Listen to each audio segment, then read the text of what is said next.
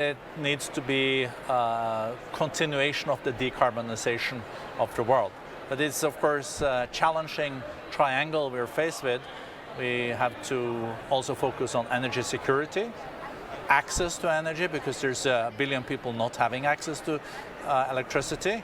And then it's the decoupling of growth in energy consumption and growth in CO2 emissions. So that triangle is like squaring that triangle. Do you expect that differences on whether fossil fuels should be phased down or they should be phased out could be a stumbling block for everybody agreeing here in COP28? We're hearing now talk about the phase out of fossil fuel emissions, not necessarily fossil fuels per se. What's your view? So this has been a topic for 20 years at the different COPs. I think what we have agreed in Paris is that we will have to go net zero by 2050, and there are different ways towards that. We're not on track currently. This year we're increasing the global CO2 emissions with 1.5%, and we should have been reducing them with 7%. So what we will need to do is to also use more technology to reach the target of 1.5, at least keep it alive. But there are some silver linings too. You know, the glass is either half empty or half full.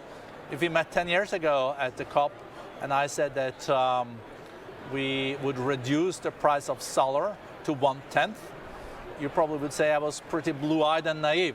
But today, solar is competitive most places in the world without any kind of subsidies. So the breakthroughs will be critical. For example, on carbon capture and storage, that is to your point about emissions or phasing out. If you can then capture and reinject emissions as a bridge between the fossil fuel-based society and the renewable society, that can play a very important role together with nuclear, natural gas, and etc. Let's talk about the global north and their commitment so far in terms of funding a just and equitable transition.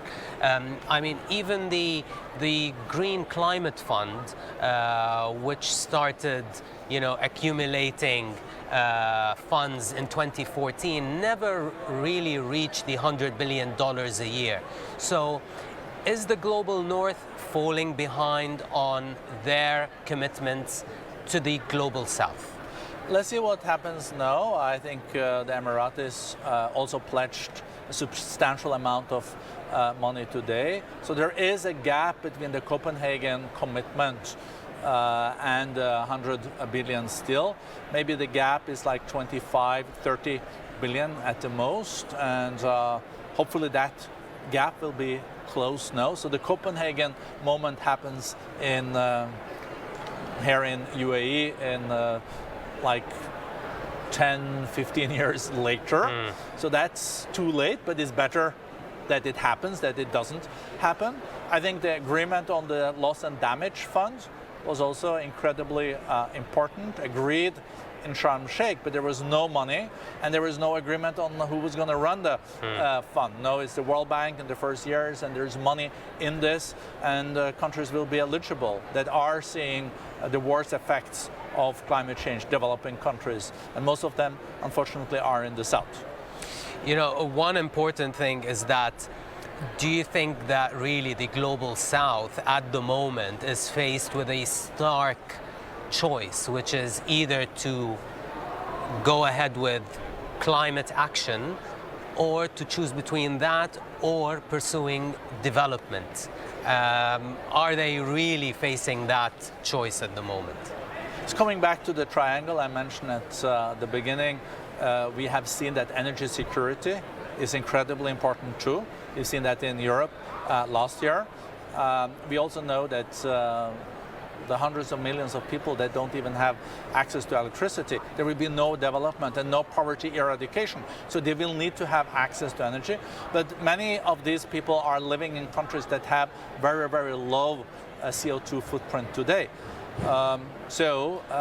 Can we make sure that in the future we can have enough energy so we can eradicate poverty? and at the same time keep global growth going. I think then the big emitters of today will have to take a bigger responsibility. Some of them are also emerging countries though, or emerging economies. 1/3 of the global emissions come from the second largest country in the world, China, and the second biggest emitter is still the United States. So for these two countries it will be incredibly important. They can also decouple, continue their growth, but decouple this from growth in CO2 emissions.